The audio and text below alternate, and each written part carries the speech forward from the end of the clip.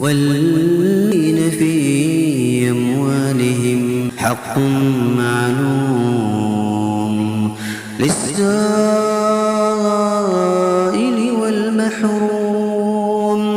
والذين يصدقون بيوم الدين والذين هم من عذاب ربهم مشفقون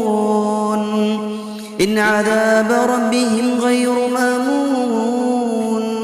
والذين هم لفروجهم حافظون إلا على أزواجهم أو ما ملكت أيمانهم فإنهم غير ملومين